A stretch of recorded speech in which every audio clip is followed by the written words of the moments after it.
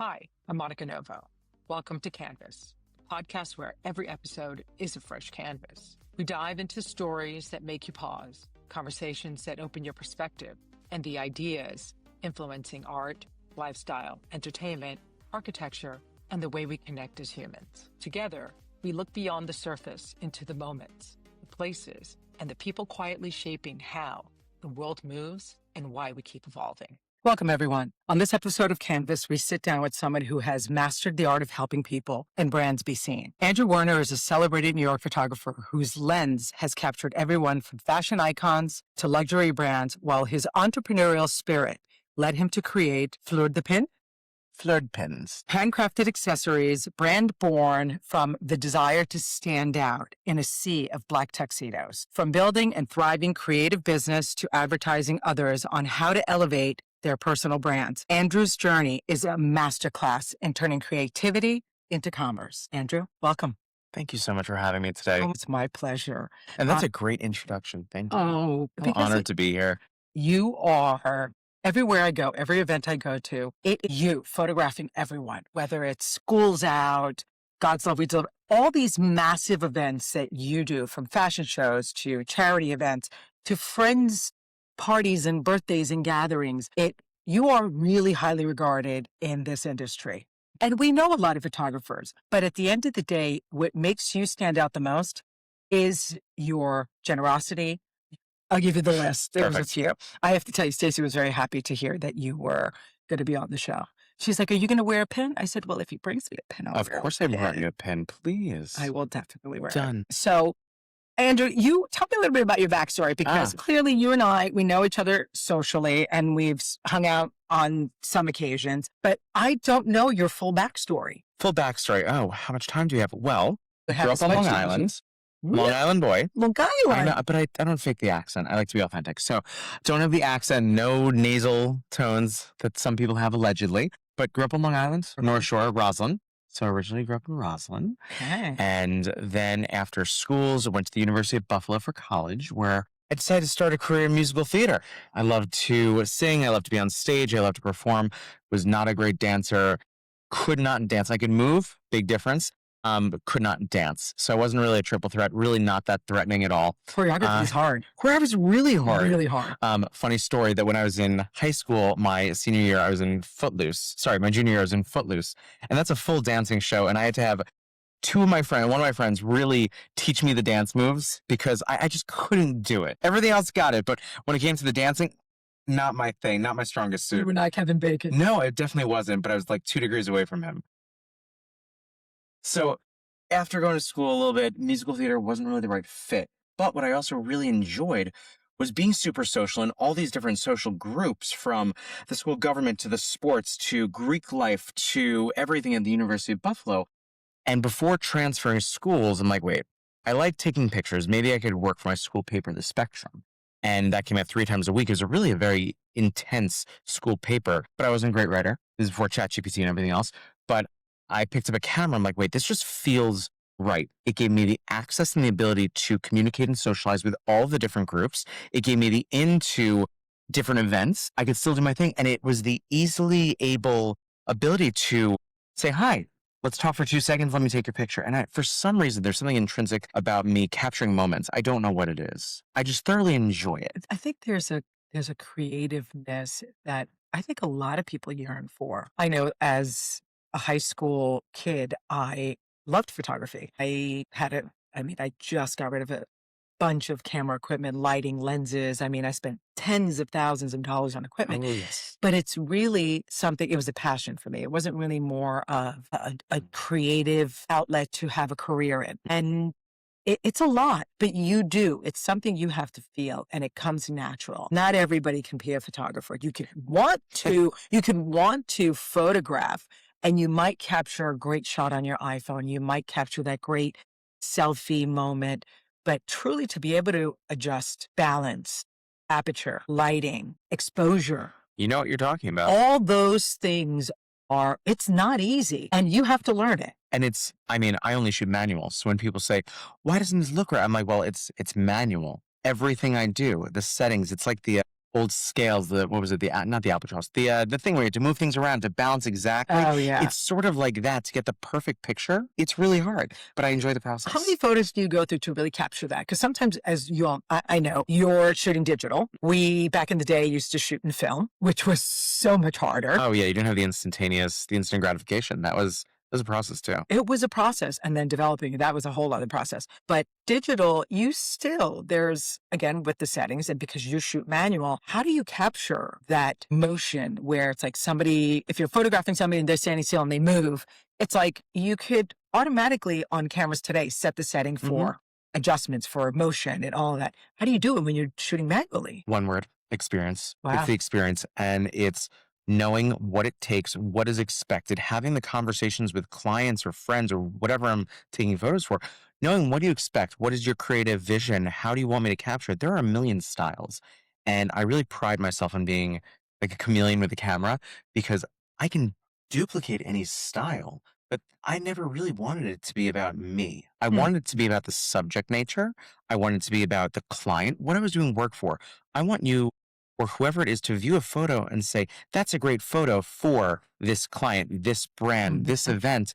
Do I want people, that's an Andrew Werner photo? At some point, if I'm doing a gallery showing, when it comes down to it, my priority is the clients. And that's something that in today's world with iPhones, with a lot of different artists and photographers, they want to be all about them. I don't feel like I've ever really had an ego, and I don't really want it to be about me. I want to capture the moment. Yeah, you don't shoot with an ego. You should definitely shoot with love. You Thank really you. do. Thank you.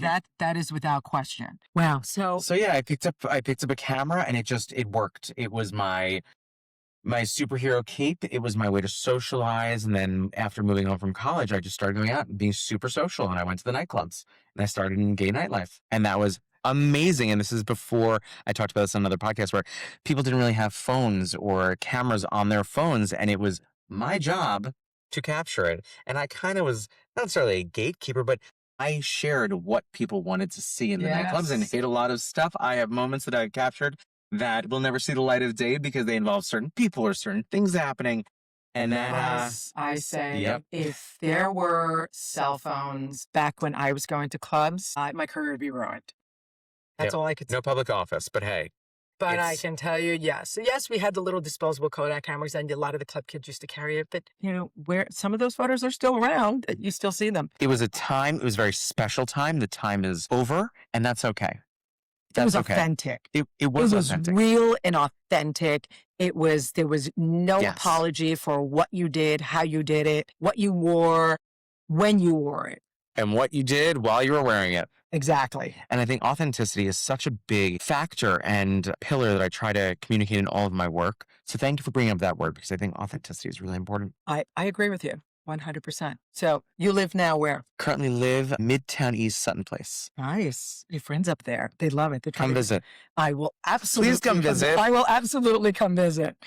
There's some beautiful things over there. Oh, it's amazing. It's amazing. And then the new park that's on the water, and the community there is wonderful. It's like a little enclave. It's fantastic. My grandparents lived on Sutton Place my entire life when they were in Manhattan. And it's special. So being able to now have a home there, it just feels like coming home. It's really special. That's beautiful. Siblings? Older brother lives in Gramercy Park with my two incredible nephews that are my life. It's really cool. And they make me happy. These boys love sports. They love everything. I think it skips a generation because my mom is a total jock. My brother and I, not so much. We had the outfits for every kind of sport. We had the tennis outfits, the everything athletic. Golf. Of course. Did we play? Not so much. Were we good at? Not so much, but we tried, and that was a big thing. But when it came down to it, it skips a generation, I think, and these boys are MVPs, and they try, and you know what, most importantly, they enjoy it. That's amazing. How old are they? They are, at the moment, 10 and 13. 11 and 13. Sorry, I totally messed that up. 11 and 13. Just had his birthday. That's amazing. That's a love. I have one niece, and I don't see her that often. She's an adult. She's already in her 30s, and I don't see her that often. She's constantly working. I know she's, grappled with university, like whether going into the police academy or becoming a lawyer, and she's been kind of like back and forth. So, but yeah, that's it. That's the only one. I have a lot of nieces and nephews by marriage. As you know, my wife, she comes from a big Italian family. So she has 27 cousins, and then there's 2, 4, 9, 7 nieces and nephews of just immediate from her siblings. So That's a lot. You left your mom. Go figure. When I first started dating her, and she's like, "Oh, we'd go like this family," or there was a funeral, and it was like, "This is Ray, this is Diane, this is Marie, this is Michael, this is Charlie, this is so and so, this is so and so, and so and so, and so and so, and so on." And I'm like, "Okay." Now, did they give you a test at the end of the night? No. Okay. Thank God. No. Well, that's good. No. I would have. By now, you should. Now you got it handled. I've got it handled. Okay. See, I can remember those names off now Yep. because I remember. So you've spent years behind the camera, really making people look their best, like stellar, because I can say you make me look fabulous. What have you learned about the difference between being visible and truly being seen? That is such a good question. And to break it down, visibility gets attention. Being seen creates connection. And That's such a great it's answer. so important to see the difference. While they do play into each other, there is a clear difference. There are people who I call attention seekers during Fashion Week, who wear these ridiculous outfits just to get their photo taken, to have a moment for their Instagram, their social media, and then they disappear. Being seen, I've created this tagline for my website. It's the art of being seen, because I want to make sure that everyone feels seen. And after listening to so many different podcasts and panel discussions and, of course, Oprah, people just really want to be seen. And it's so important. So when I work with people at events, on red carpets, one-on-one during portrait sessions, whether you are up and coming intern or the CEO of a global booming company that's everyone's familiar with, having worked with all these people, the common thread is everyone wants to be treated like a person, whether you're a celebrity or not. Treating everyone as an individual and as a person is something that I pride myself on, because I want to make sure that you feel seen. I just worked with a big celebrity, a big model a few weeks ago, and she's a model, a global name. And she just wanted to be seen. She wanted to make sure her hair looked good. She wanted to feel confident in front of the camera. She has been in front of hundreds, if not thousands, of photographers. We still had that connection of seeing her as a person, I think an individual. Yeah, I think, having worked with a lot of celebrities and people in the fashion world as well, that there are those who, like you said, just really want to be seen for who they are, not for what they are. Correct. And that is definitely something. And sometimes it's hard with photographers because they have a job. They're hired by the company, the modeling agency, or the brand, or the editor magazine, that they just do their job. It's like shoot, and capture the moments and do. And it's like and that's how it was back in the day. Yep. It was a little bit more loosely where photographers could do whatever they want with. But nowadays, I'm playing the role of photographer, art director. And these are hats that I wear proudly without messing my hair up too much. But I wear the art director hat, the photographer hat, the therapist hat, the intermediate between anyone else on team, making sure the makeup is right, making sure the hair looks good, doing some styling here and there. And it's a lot of roles to play, but making sure at the end of the day that the subject feels comfortable, seen, and confident. Because if you don't have that look in your eye, that confidence in your eye that needs to be there, you can't fake that. You can't AI that. You can't retouch that. No. If it's not there, it's not there. Sure. And it's my job and my responsibility as a person, but also as a photographer, to get that out of a subject, regardless of what the subject is. Has there been a moment when you were photographing someone that changed the way you viewed yourself? That is, yes. There was a specific moment that speaks directly to that question. I was on set with a very well-known actress who I've known for many years, so it's a natural synergy. And she looks flawless. She looks perfect. Every look. Can you say who it is? I prefer not to. Okay. But one look after another, everything in my view looks great. Everything on the screen looks great. Like across the board, it is pure perfection. We finished the shoot. We're sitting on her couch, looking through the photos, and one by one, nope, no. Oh, I like this. This looks fantastic. Nope, no. This is magic. There's too much tension in my pinky. Next photo. My first initial reaction was, what? But then I thought about it more and more. And she is such a perfectionist and knows every angle and everything that's happening in front of the camera. And she could see that and I didn't. But then when I looked, it was like, that was not perfect to her standards. It's not perfect to mine. Next picture. And did we find a dozen that she's like, oh my God, these are amazing, Andrew. Yes, yes, yes. We did. But I learned that you have to be so detail-oriented, so incredibly detail-oriented, that You don't want to feel the pressure or the tension in a pinky. You see me at events, and there are the laundry list of things like, I'm not going to say on here because I don't want anyone else to steal my special sauce, but there are things that I say, this has to go, get rid of this, change this, fit, because there's a difference between a photo and the photo, I like to say. You want every single frame to be picture perfect. And if we could do that in real time, let's do it. I don't like relying on post-production or AI or retouching things out. No. It's hard. Get rid of your phones. Hide the drinks unless it's sponsored. Move these little elements around that takes 2 seconds to do. That was the first thing I remember, because normally you're with friends and you have a cocktail, you're at an event, and you're like, you hold, and I remember the first time, and I never thought about it. First time I met you. But have you ever forgotten it? I never, from that moment on, when you were like, let me take your drink, and I was like, so now I literally, if I'm holding it, I put it behind the person. Because it's true. It takes away from who you want to focus, which is the person that's being photographed, and the moment that you are having with the person, whether you're by yourself, whether you're with someone, or whether you're with a group. I love that. It's important. It's something I could talk ad nauseum about. I mean, I just photographed a bat mitzvah in the Hamptons, and every single one of these guests had a phone in their hand. I'm like, who are you calling? Who are you speaking? All your friends right here. Put your phones down. Enjoy. Yeah.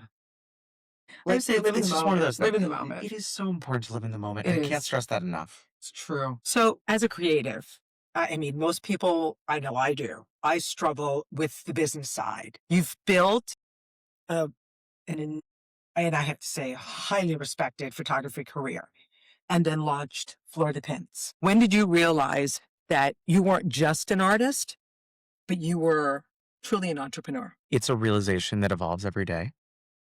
It is juggling lots of hats. I come from a long line of entrepreneurs. My mom's side, going back to my great grandparents, I think, 5th generation jewelry. They launched their own company. I guess I'd be like 5th generation jewelry accessory designer. So I have that. My dad's side, going back to my great grandparents, owned toy stores, owned men's clothing stores. They always had an entrepreneurial flair. And I take a lot of great pride in that. So to do photography, if you would have told me back in middle school, high school, you're going to be a photographer, like, that's weird. What do you mean I'm going to be a photographer? What did you want to be when you...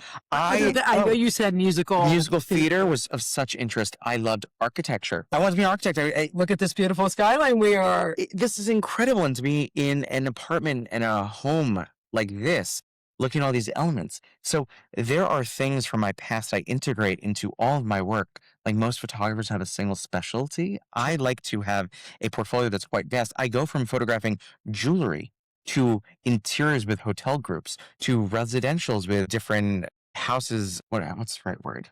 Estate. Businesses and brands.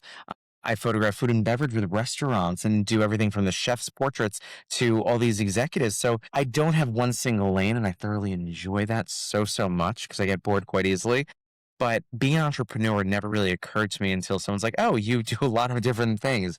You really make it a business of being you. And it's cool. It's cool. I never really thought about it. I just did what I wanted to do. Well, it's hard. I think most people have ideas to do things, to create things, and some execute it and some do not. And there's a vast majority of people who do not execute their dreams or their desires to want to start a business, create something that they can either show to the public, give to the public, present to the public, and be able to say they've gracefully did something and created a business. It really is hard. It is not the easiest thing in the world. It's not easy by any stretch of the imagination. And when it comes to the creative side plus the business side, that is something that you have to have both. Yes. You have to have both. And I love the creative side, but I've also had to learn even more about the business side.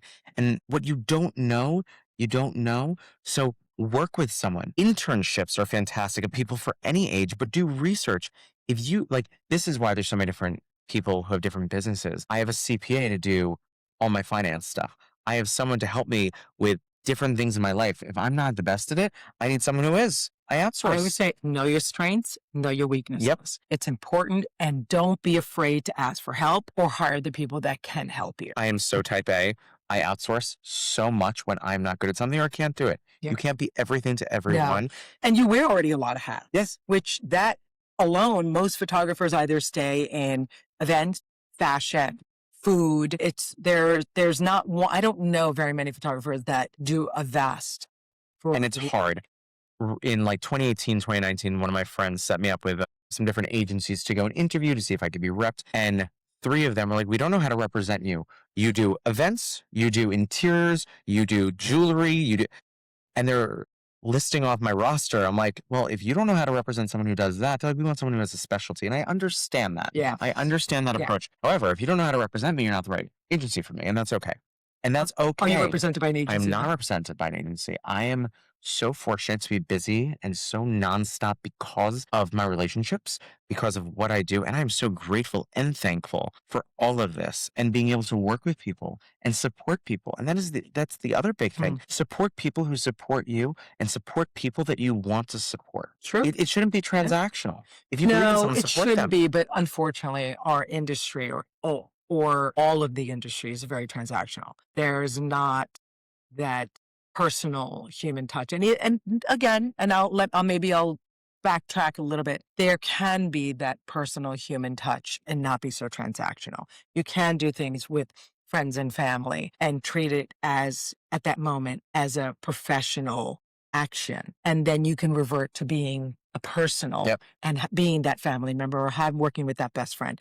But you do have to know how to balance both. And I say this a lot in many past episodes with a variety of different people. It's really knowing how to balance and that fine line of like personal and professional. It is so hard. It is one of the hardest things I've ever had to do. Because even when I work with my brother or cousins of mine that are in wonderful industries, there are lists of expectations. Everything is written down. Thoughts are organized. Deliverables, timelines. It is one of the most important things you could possibly do because you don't want any misunderstandings, especially with friends. I learned that you want to work with friends and people you love. You also want to work with friends and people you love. That's the entire statement. You just figure out how. Yeah. It's hard to do. It's hard to ask questions. Everybody today, everybody's a brand, whether they realize it or not. We are all a brand. Yep. Whether you're an influencer, whether you're in real estate, whether you're in food, whether you're a chef, whether you're an artist, whether you're a photographer, we are our own brand. What's the biggest mistake people generally make when trying to build a personal brand that you've seen? What does the authenticity really look like for 2026, let's say? That is a very hard question to answer with an easy answer. It's authenticity and consistency and being genuine to what you're aligning yourself with. These are all different independent clauses, but authenticity, what really do you stand for as a person? And then you can brand yourself with those aspects. Consistency, I find that it's very hard to watch people on social media, especially who, let's say you're an influencer who works with 3 different jewelry brands that are all in the same vertical. What's your voice? Why you're bouncing around to different brands? But what's the alignment? Because I'm getting very confused. Or skincare. You work with 5 different brands. I'm very confused because they're all competitors. How do you align yourself? Now, there's nothing wrong with that. But as a viewer or as a consumer, you just told me this one's the best, but now this one's the best. I'm confused. I think it leads also to being very earnest of what you are trying to represent. Correct. That definitely, because I definitely know a lot of influencers, and there are few. There's one who I adore, and I'm going to name her because I think she's true to what she does and she's consistent. Jordan Rand. She is truly, truly, truly authentic to who she is, what she is. She's no bullshit. And she stays in her lane. And it's knowing your lane. It is absolutely. And I'm sure there are a lot of brands that reach out to her to want to like do their stuff and represent. But Jordan is young, she's beautiful, her partner's amazing, just got engaged, so congratulations. But that is definitely... I've had a lot of brands approach me, be like, hey, can you work with us? I mean, I've worked with certain brands like Sperry. I've lived in Sperry's my entire life. And when I first got acquainted with the team, I said, hey, I don't need any free product. I just want to promote your product and talk about why I love this brand. There's another brand of suiting that, I mean, I'm always in a suit, my family suiting stores. Right now, getting everything tailored, yes, I do it, but to get something off the rack that fits so perfectly, the name of the brand was Talia. I love their brand. and I wore them for years and years and years. And finally, when I met them at an event, I was like, hey, again, I'm not asking for free product. That's not my MO, but I'd love to talk about how this fits me so beautifully. Ralph Lauren. I live in head to toe Ralph Lauren. There are baby pictures of me and Ralph Lauren. My family knew the family. Like it's a long time coming, but it's one of those things where I buy the product and I talk about how much I love it. But that goes back to branding, how you can look at someone and say, I know what they stand for, what they align themselves with, whether it be socioeconomically, religiously, charitably. Yeah. Because of what the consistency and the key things that they speak to. But that's what it is. I mean, look, models, they're a different animal in this dialogue. Mm-hmm. They represent a variety of brands, but some of them are aligned with specifically athletes. They have brand deals with certain brands. It's okay to change your story. There's and that's nothing fine. wrong with that. I agree with that. I do agree with that. But I do think, yes, it's about really aligning yourself and telling the story that is going to be who you are, what you're representing, what you believe in. So that way people can believe what you're selling, what you're talking about, what you are presenting, what you're posting socially, because it goes out and you see it everywhere. And that's kind of like one of the things. I agree. Brands, if I could rep and like just always say like, this is the most amazing. They're a high-end luxury clothing brand, but I love their clothes. I wear them all the time. It's Brunello Cucinelli. Yeah. I mean, the pants are Brunello, the shirt is Zero Maria Cagnier, but it is truly for me a brand even before. Yes, it's prohibitively expensive. Yeah. So you have to pick and choose what you get. You were always so well dressed, so polished, so elevated. Thank you. And that is part of your brand. It's very important to make sure what it is. It's sort of like a caricature a little bit. So if people were to look at, yesterday this happened, I was in a store and I was meeting a friend. He goes, we're on the phone trying to find each other. He's like, I see your hair. I'm known for big blonde hair and I'll take it. And I've just always had blonde hair my entire life. I used to say, this is a funny anecdotal story.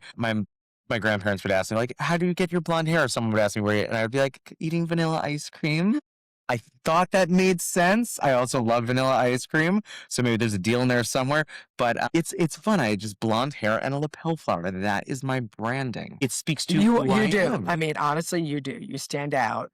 And usually a blazer. In a great way. You are always dressed. Thank you. I always see you dressed. And listen, I also firmly believe you should always look your best no matter where you're going, what time of day it is, whether you are going to go do Pilates, put on some nice sneakers, put on some nice leggings, not a wrinkly, that looks like it was chewed up t-shirt. Right. I put a little eyeliner on, a little powder on your face so you don't look so washed out. You never know who you're going to run into when you are out. And especially in New York. Or in the Hamptons. Hamptons. How many people I have run into, clients in the Hamptons walking out of Pilates, and they're like, hey, what are you doing? Let's grab a coffee. Sure. And you're able to. But on that note, it's very funny because there are people who are very well branded who have, whether they're always wearing certain things or the way they're polished, and you see it out of context and you're like, wait a second, what? And it triggers that things don't line up. What do you mean? That's interesting. That's funny. Sure. And that's okay. Once in a while, I'll throw on a backwards hat, glasses, and sweats. I mean, once in a while. That's funny. I just bought my first pair of sneakers in like 10 years, and they're so comfortable. I love sneakers now. What'd you buy? Brooks. They are so old comfortable. School Brooks? Brooks, like, my friend's like, go look at these other brands. And I tried on the other brands, and I spoke to friends about other brands. Listen, if I'm investing in sneakers, it's like selling a kidney at this point to afford a pair.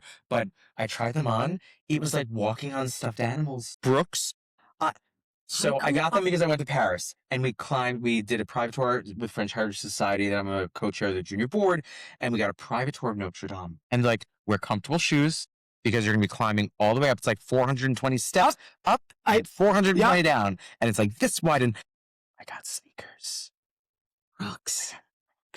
They are so comfortable. I haven't seen Brooks sneakers in a long time, but I remember them. So comfortable. They're so comfortable. Anyway. Brooks is kind of in line with Pony. Do you remember Pony sneakers? You don't see Ponies anymore. Nope. I mean, from Ponies, I went to Fila's. From Fila's, Nike's always around, Puma. But I love New Balance. They're a great sneaker. I have fallen in love with New Balance. They're comfortable. They're great for running. They're great for working out. I don't have a ton of them, but they're comfortable to travel in. They're easy to slip on and off without having to like untie them and retie them. But that's also part of who I am and what I do. Like when I find something that I love, I will share that. Yeah. I will share it. And that's part of the authenticity of it. I don't BS. I don't like bullshit. I really don't like bullshit. Oh my God. I'm a straight shooter. Yes, you are. So in photographing luxury brands, fashion, celebrities, countless events, you're doing schools out? You're doing schools. Of course I'm doing schools out. Of course you're doing schools out.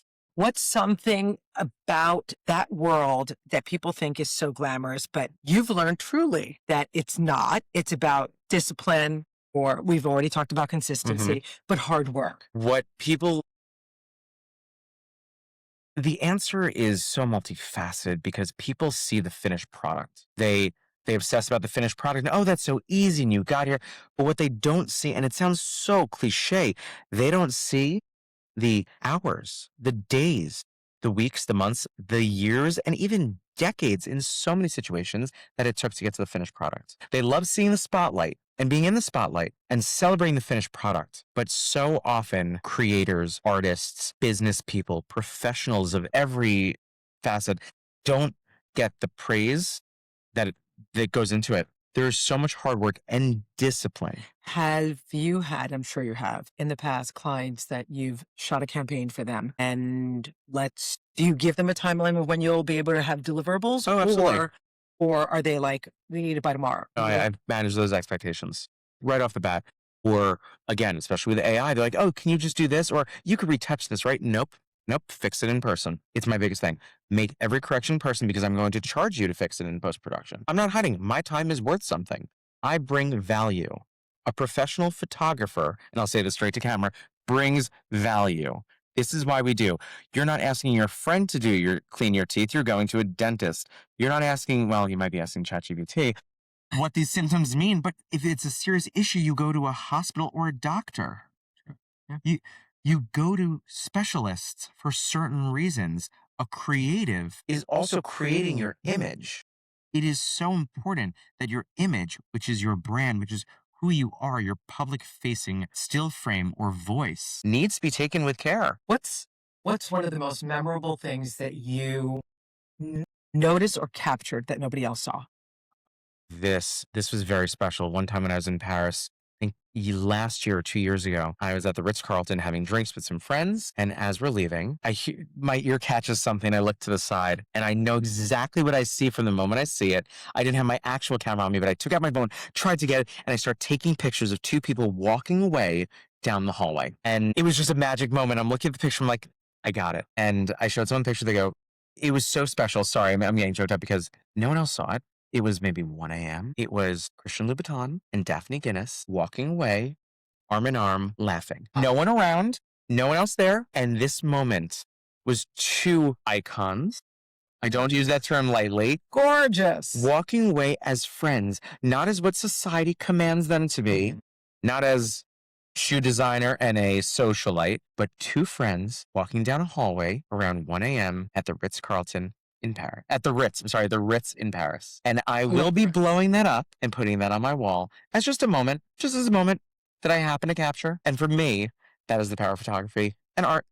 It's a moment. It brings a smile to my face. It's the power of your creative eye. Oh, it is photography of the moment, but it is your creative eye. Someone else. It is you. I always say, so many people are so ingrained or so hyper-focused on their phones and not looking at life, not seeing what's around them, not enjoying the little moments of like maybe the little kid, running in the fountain in the park, or the senior couple sitting on the park bench sharing an ice cream, or the two senior ladies walking down Via Condotti in Roma towards the Spanish Steps, holding hand in hand, which nobody noticed. And I turned around and it was my mother-in-law with her best friend when we had taken my mother, they had come to Italy for my 50th birthday at the time. And I just turned the corner and I had that photo.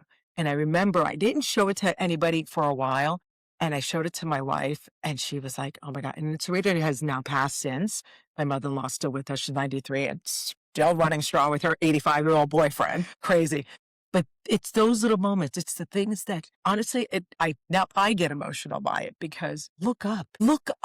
I wish more Get people your fucking face out of your phone. We go from screen to screen to screen. There's a problem with that. And I want everyone to be aware. I mean, yes, people want to look at things and be present and like research things and go through their emails and stay top of mind for their business. There is nothing more of a reset than putting your phone down and being present. I tell my kids, and I do this a lot. My wife and I was guilty of doing it before. We're all guilty of doing it. We all are guilty. None of us are exempt from it, but it's about what can you do to make a difference? So when we go to dinners, before everybody's first thing they do is they put their phones on the table when you're dining. And I'm like, why? There's food coming, we're sharing, there's appetizers, there's cocktails. Come on, etiquette. It's like, seriously, take your fucking phone off the table, put it in your bag, put it in your pocket. There's no need to look at it because we're all here sitting, having dinner. We're having a conversation. We're kikiing, we're laughing. It's a gorgeous evening and we want to make it memorable, magical, however the fuck you want to do it. But it's like, don't. It's also, you're showing a disrespect to that person that you're dining with or that you're having a cocktail with, that is more important than the time you're spending with them. So I go to a dinner, my phone stays in my jacket. I sit on it. I don't care if it vibrates. I don't care what it does. I don't care because you could have a conversation. Oh, like so-and-so, whatever. Let me take a look. No, I'll look into it and I'll let you know. Be present. Be present. My kids, no phones at the table. My wife has gotten so good with it. No phones at the table. And whenever we're sitting with other friends or whatever, I take their phone and I just I leave it for them. Call me an asshole, but no, you know what? You're not an asshole. You're a realist. And I think it's so important. And that's why, as I photograph events, hire me. Literally, hire me. This is my job to document it. The amount of times I've been at bridal showers where the mother is taking pictures with her phone. Why? Be present. This is your daughter. That's what you hired me for. This is what you hired me for. Yeah. I do family portraits and people are taking pictures of their phone. No, you're hiring me. This is my job. Yeah. This is my job. This is what I'm doing. So interesting. Let me do my job. I understand you want the photos, but you're going to have the photos. How do you feel when you're photographing somebody and then that person or somebody says, oh, here's my cell phone. Can you take a picture? Well, I make note that is a cell phone, not a camera. Or take one with my camera. Oh, God. My Upper East Side ladies, I love them all. Take a picture with my camera. No. Nope. And they know I don't do it. They don't do it unless they're. But does it bug you when somebody I know I've been guilty of saying, Andrew, just capture with my. I politely decline. I don't do iPhone pictures. Well, because you don't shove it in my face. You ask. That's the difference. If someone says, would you mind, please? And if I'm able to, I will. But no, I don't do iPhone pictures. I'm a professional photographer. Yeah. This is what I'm here for. And there is no wrong way to tell a story. I'm constantly asked the question, do you think cell phones are going to replace professional photographers? No, not right now, at least. I don't know the answer in a few years, but I think it's very important to capture moments and tell your story however you want to tell it. That's why there are art classes. There are people of every ability. Take as many pictures as possible. Print out your photos. Time goes by so quickly. Don't lose those moments. Have me there for the more formal ones or the more important ones, of course, but take pictures. Yeah. It's so important. I'm sure you did too. And so many people who are listening, you had photo albums, you printed things out. That's a bygone era. You're going to love this. I want you to print out the photos that I take of you and your families or at events. I just went through storage and pulled out a big bucket and I had photo albums. I had from when my kids are little, my ex, which I didn't keep, but photos. And what my ex used to do was when you would take it to have it developed, you could ask for copies. So I had double of everything. So I went through and it's literally a stack, 5 stacks like this of photos. So I went through them all, got rid of the photo albums, went through all the photos and sectioned them by when the boys were young, family events, just a whole bunch of things, travel. And I've downloaded an app. It's called Picture This. Yep. And you pay an annual fee. I think it's $79 or something like that, which is great. But it allows you to take a scan with your phone of that photo. It auto-corrects the size of it. Okay, that's good. It also helps autocorrect the exposure and the balance of it. So if it's a little bit washed out or whatever, it actually corrects the tone. Great. It corrects the hue. And it saves it, and you can create folders within this program. And then from there, you can save them on your phone, you can save them in the cloud. but I've started, and it's a lot to photograph. I've started taking I've started coordinating each folder for each event. And because at the end of the day, it's like, God forbid something happens. Your home catches on fire. You have a flood, something, and you lose. I was talking with a good friend of mine last night. I just got back. I was in Palm Beach for the day. I went down to see a client, take care of some things, and then my work husband was there because he bought property, so he was doing so. So we had lunch. We flew back together, and he was telling me that he's going to be down there starting July. Where are you guys going to live? Our house, but you're doing a year-long renovation. Because we're going to be at my parents'. And I said, oh my God, like, how big is the place? He goes, well, it's bigger. When we were young, I was finishing high school, our house caught fire. And I said, fuck. I said, you guys lost everything. He goes, we did. Everything. Everything from babies, from that point on, from birth. He's got 2 older brothers. So think about that. It is mind-blowing. So I believe that, yes, keep your albums, keep them in a safe space. It's hard to. We had our house had a really bad flood. We lost a lot of our photos and a lot of things. So I have some stuff from when I was a baby and some stuff like with my brothers, but not a lot. My mom and dad have some, but not a lot. My brothers had some, not a lot. And it's a horrible thing to do. It's a horrible experience and feeling to lose those memories. And that should inspire people when you're with people you love. Take a photo, hire a photographer, a family reunion, whatever it may be. It is so important for right now and for the future to save these memories. So let's talk about Fleur de Pin. Yes. So when did you start this? I started these in like 2014, 2015. Really? Yeah. They're beautiful. Thank you. My wife loves them. She wears them. She has this beautiful white Michael Kors jacket. You made her the white because you were out. You're still sold out. It's the chrysanthemum white pin flower. Yeah, it's just this beautiful thing. With tulle and satin and yeah. It was amazing. So she wears it. She's constantly, whenever I'm wearing something, she's like, oh, put the flower, and I put it on. I think I wore one. It's like a full fashion story. It is. It's a statement, and it's definitely who you are. People see them, and you're like, Andrew Werner. I like the mind share. Everything's synonymous. A flower pin is a fleur now. I mean, the same in the brand, Fleur de Pin. So it's great that it's just works so easily and rolls off the tongue. But I made them because I wanted to stand out at an event. I was photographing an event at Cipriani honoring Linda Fargo from Bergdorf Goodman for FIT, which another brand that I work with. I love FIT and the foundation. And I knew that, well, we all know Linda. I wanted to stand out for the right reasons. And I couldn't find anything in the market that I really liked, that spoke to me, that spoke to the qualities and my brand, even going back 10, 15 years. And I couldn't find. So what did I do? I made it. And I made something. I got burlap. I spray painted it red. I plopped it on. And that night. What did she say? And she's like, oh, I like your flower. I was like, oh, thank you. I made it. And then the conversation evolved into, what do you mean you made it? I didn't know you had a line of accessories. Do you make lapel flowers? And then a few weeks later, I got a call from a stylist. Hey, I heard, and Ken Downing complimented me that night. He's like, oh, I like your lapel flowers. And he goes, oh, he makes them. I'm like, yes. And then I found the missing niche in the marketplace where there was nothing of an extent. Like, you could wear a Timex, you could wear a Rolex. They both sell time. They're both beautiful watches, but they tell different stories and align differently to what story you as an individual want to tell. And there was nothing on the market that spoke to the qualities that I liked in clothing. So I get leather. I make flowers out of leather, out of the finest fabrics, out of exotics, out of anything I can. I mean, I've won a tennis ball. I have some out of cork. And they're meant to be novelty, but also speak about who you are without you having to say a word. It is truly the most unique, precious fashion statement that anybody could have.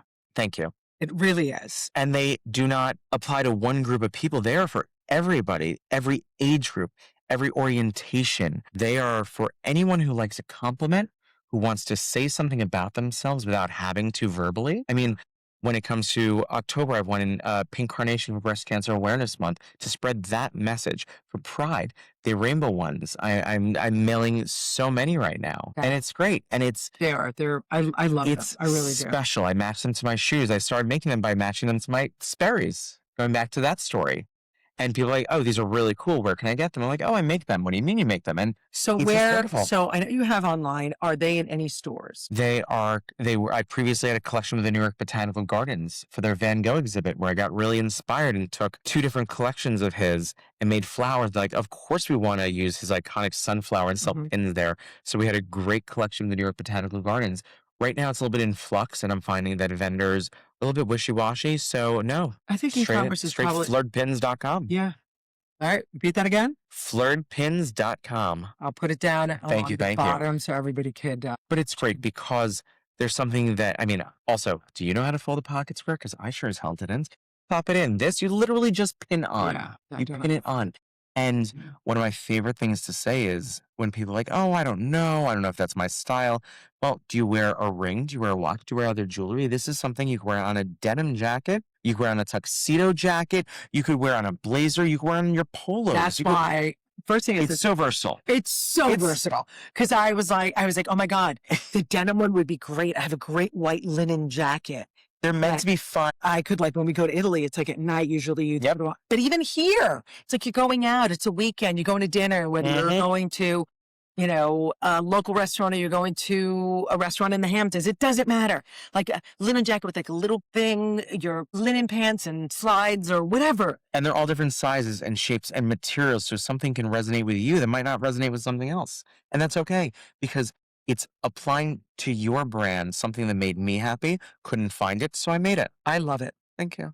I love it. And I want that denim one. And there's a few more that I saw online that I want. Done. I know the owner. I'll hook you up. So moving forward, 5 years, we're 5 years from now, let's say we're sitting back down on another Canvas conversation. What would make you feel like you've truly evolved? Not just professionally, but maybe personally. I have very high standards for myself, which gets reflected in everything I do between quality control for flirt pins, for retouching when it comes to portraiture that I take, to making sure that things can be as perfect as possible without being too OCD. Again, type A. But setting these benchmarks for yourself is something that I find very helpful. Everyone has their own view of what is amazing, what is perfect, we all are our own harshest critics. And as I grow and as I evolve professionally and personally, knowing that I am enough, knowing that what I do, as long as I try my hardest, and I say this to my nephews, I say this to friends, as long as you try your hardest and give it everything you have, and you know that, you do not have to measure up to anyone else. It is. Amen. It is so hard because you can say it out loud, but until you genuinely have that aha moment and it clicks in your head, you'll never be happy. So for me, being happy is knowing that I'm giving everything my all, I'm doing the best I can, and hopefully making a difference in the world in some capacity. That's enough for me. That's definitely. And knowing what's real, knowing what's authentic, and does everyone want to have the hottest bag, the hottest outfit, the coolest car? Yeah, everyone kind of wants that because we're in a world where social media tells us we need to have that. But putting our phones down and living in the present and being present, that is the hardest reality to face every day. And that's what we all really need to do because it's getting so hard to decipher what's authentic, what's real, what's AI, where do we fit into this world? It's impossible to determine sometimes what is AI on social media. And it's important to know what creates value for you, where you stand. Does your brand as a person, as an individual, align with the truth that you want to share with the world? And are you doing something good? Are you changing the world for the better? Are you, and I love this one, are you the light or are you the mirror that reflects it? Either way, that's a quote that a friend told me years ago, and that's always resonated really strongly with me because sometimes you could be the light. Sometimes you could only muster up enough strength to be the reflection, but either way, give back the vision. It is so important. So well said. So well said. Really great answer. So as we're coming to a close, I wanted to ask one more thing. What do you see for your legacy? Like, you are such a hard critic of yourself and you are a perfectionist. And I'm not saying that's a good thing or a bad thing, but it's sometimes we view it as either a strength or a weakness. But where do you see your legacy of your brand and who you are and what you want to continue to achieve? That is super important to me. I know it's super important to everyone of what people see of these of individuals, and especially for me, I want to make a change in the world. I want to give back. Recently, I just taught a class at Bard about branding, and I am opening up to this whole idea of teaching and passing on and passing lessons, things that I've learned in my 15 plus years of being a photographer, of being an entrepreneur, of helping people brand themselves visually. I think sharing the information is so important, and giving it to other people. And if I can help you have a shortcut to success, I'm going to share that information. So when it comes to legacy, I come from a family that has given back, whether it be jewelry or things, to the public, and paid it forward and tried to have an installation of doing good. And I take great pride in that as well. And I want to continue that legacy of giving back to people. And as I grow as an entrepreneur, as a business, I'm going to continue to do that, whether it be with organizations like, I love French Heritage Society. I'm a co-chair of the junior board, and they foster relations between Paris and France and America, and architectural things, and restoring and the heritage of art, but also organizations like HMI and how they give to youth, and making sure that LGBTQIA people have safety and everything that they need. And there's so many other organizations. They're very important, and continuing to do that and pay it forward. Legacy is so important. It means something different to every person. So finding what it means to you, think about it and start living your legacy, because you do it now. Now is the time to live your legacy. Now is the time to pay it forward. Now is the time to donate. 1000%. It's true, because I think a lot of us at some point in our times have, I always say, squandered our time and taken it for granted. And time is precious. Time is precious for you to do what you need to do in life, whether it takes you a year or 10 years or 20 years, but really build your legacy. It's important. And 'Cause live your legacy as you're building it. Yeah. And learn and look up and be present. Sweetheart, I love this story. This is amazing. It's really, we never stayed in one lane, which is amazing. We talked a little bit about everything. I mean, you turn creativity into a business, style into a brand, and photography into a way of helping people see themselves and tell their stories. I want to really thank you so much for helping me pull back the curtains, which we don't have any here. To really remind people that sometimes the most powerful thing that we can do is help others be seen. Thank you. Thank you so much for having me today. My pleasure. Bye. Bye, everyone. Thanks for spending time with us on Canvas. Don't forget to subscribe, download, and follow the podcast on all platforms so you don't miss what's coming up next. We'll be back with a new conversation and a fresh perspective.